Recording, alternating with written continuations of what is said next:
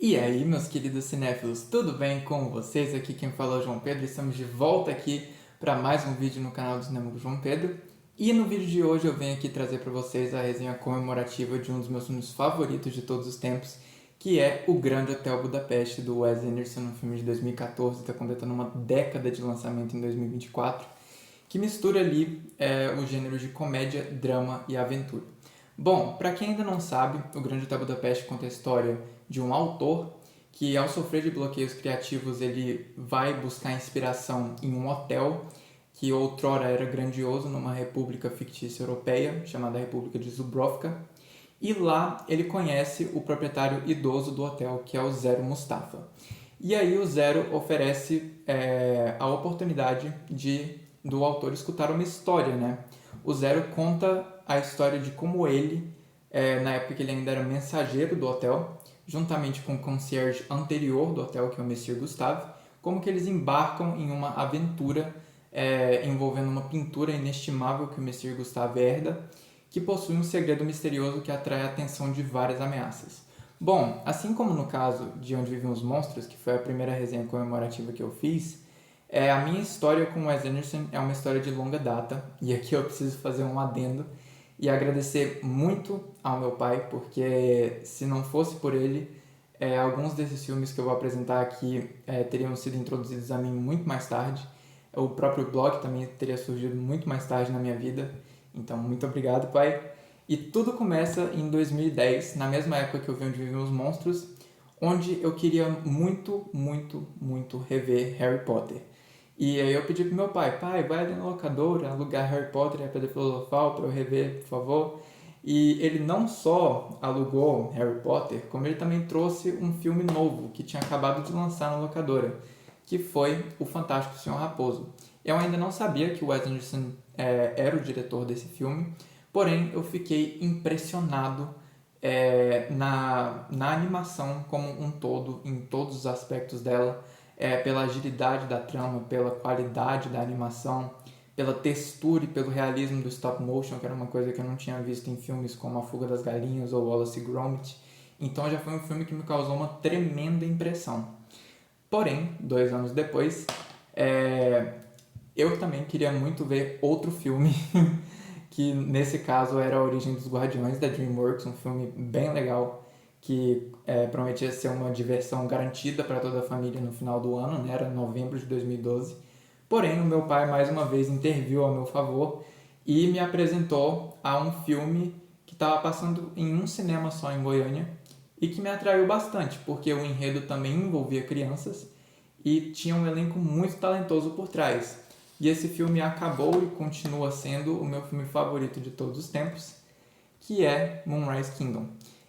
Eu já vi esse filme tantas vezes que eu nem consigo contar nos dedos. E o Wes Anderson nunca falha em me impressionar em como ele desenvolve os personagens dele, como ele meio que faz uma troca de papéis entre as crianças e os adultos na trama, onde as crianças tomam as decisões mais adultas e os adultos tomam as decisões mais infantis.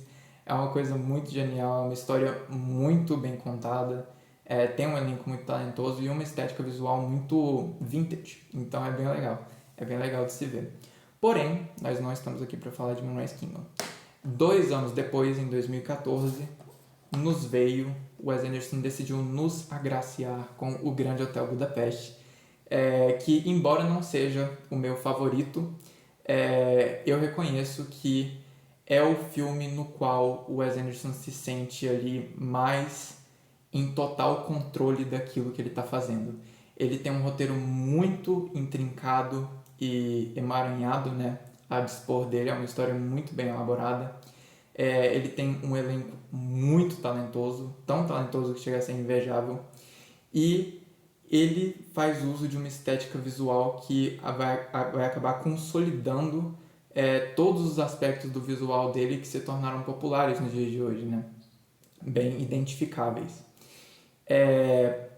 Então, o Grande Hotel Budapeste tecnicamente é o melhor filme do Wes Anderson. E a minha admiração com o trabalho dele foi tanta, como vocês podem ver pela minha camiseta, que ele acabou também sendo inspiração para o meu trabalho de conclusão de curso em jornalismo, que eu fiz sobre o filme de 2021 que ele lançou, que é A Crônica Francesa.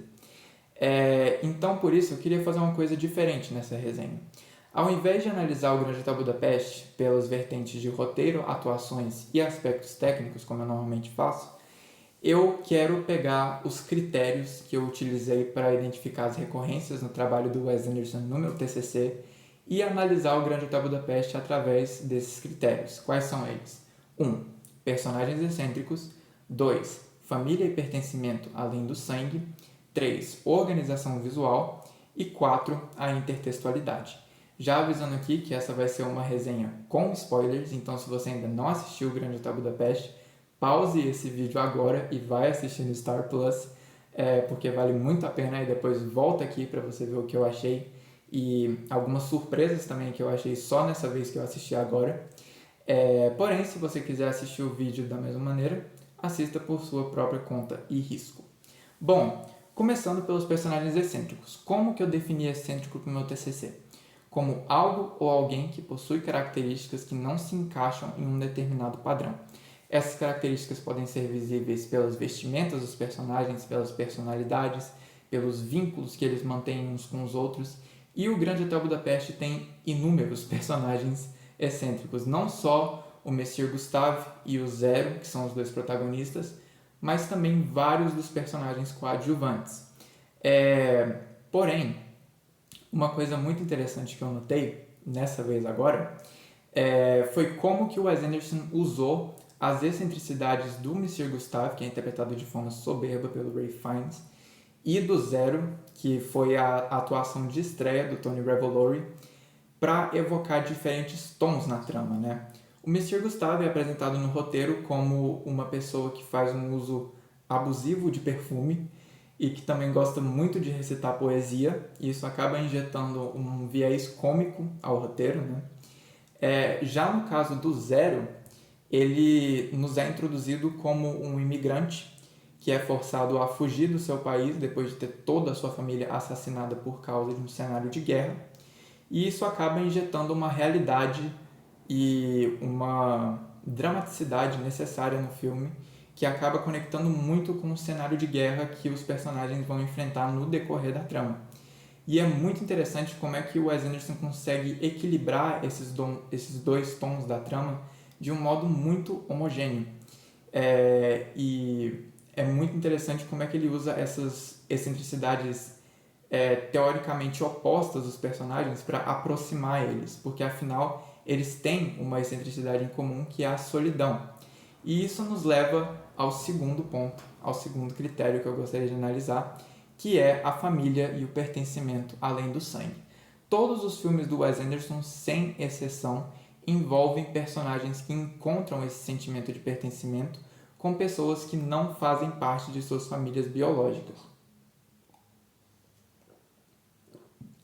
E no Grande Hotel Budapeste, isso não só acontece entre o Monsieur Gustave e o Zero, mas também entre vários outros personagens, entre o Monsieur Gustave e a Madame D, que é a personagem da Tilda Swinton, entre o Zero e a Agatha, que é o interesse amoroso dele, interpretado pela Saoirse Ronan, e até pelo próprio Zero e pelo autor, que é interpretado quando jovem pelo Jude Law, e quanto mais velho pelo falecido Tom Wilkinson. E é bem interessante ver como que o Wes Anderson consegue acrescentar novas características à personalidade desses personagens através da interação constante entre eles, né? Através desse pertencimento, desse sentimento de família. Um exemplo que eu achei bem interessante é o fato da Agatha e do Zero, né, por conviverem bastante tempo com o Monsieur Gustave, também passarem a recitar poesia. Uma coisa muito poética, né, por falta de uma palavra melhor, que eu encontrei no final do filme, é que a Agatha é a única personagem que consegue recitar uma poesia completa no decorrer da trama. Tanto o Monsieur Gustave quanto o Zero tentam recitar poesias ao longo de várias partes do enredo, mas nenhum deles consegue completar.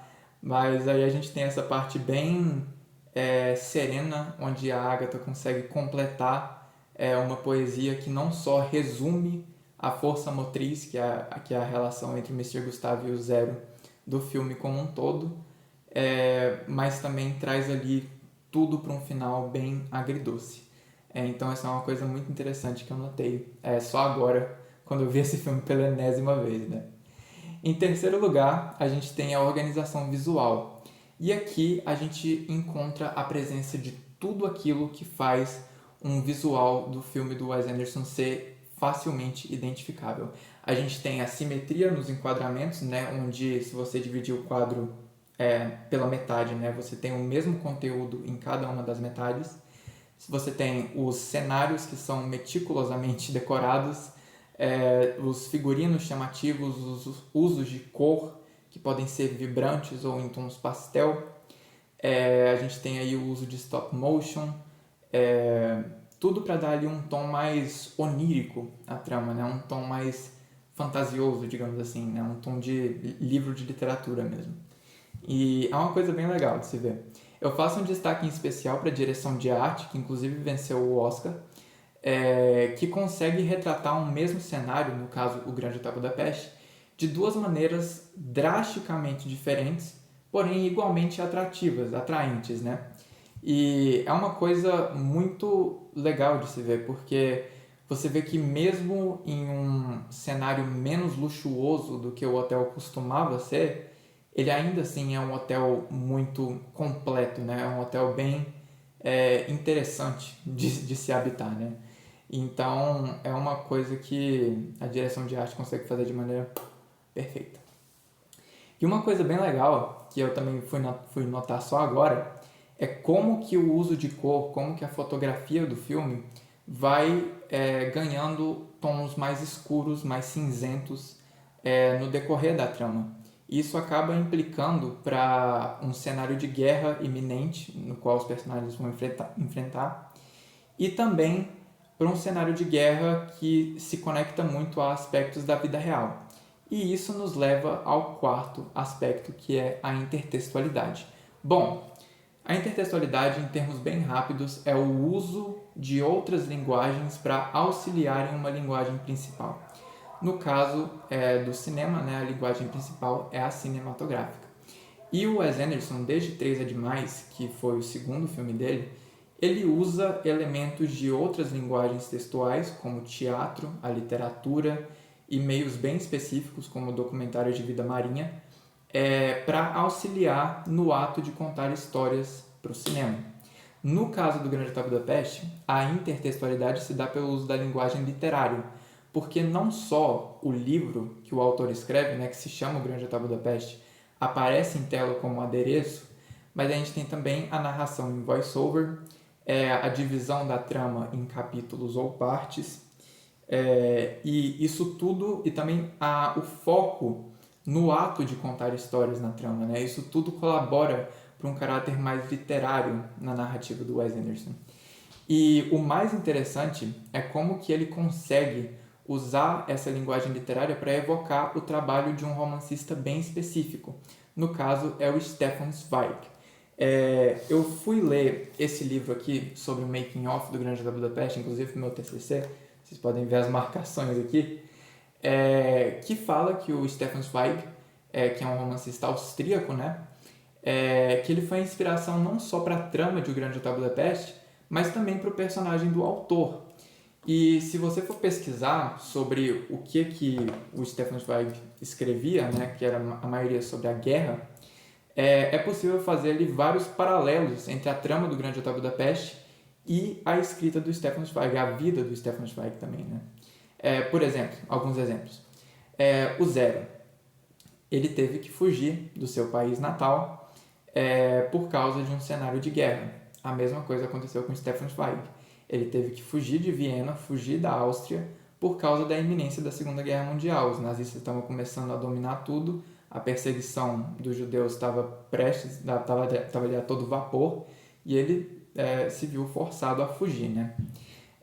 A gente tem a divisão Zig Zag, que é uma das antagonistas da trama do Grande Hotel Budapeste, que é uma clara alusão à SS do Partido Nazista, presente durante a Segunda Guerra Mundial, que perseguia, além de várias outras minorias, né, os judeus, que foi a religião do Stefan Zweig. E uma coisa bem legal, que eu notei bem no final do filme, que o autor conta que após o tempo dele, né, após a estadia dele no Grande Hotel Budapeste, ele vai para a América do Sul buscar a cura para os seus bloqueios criativos.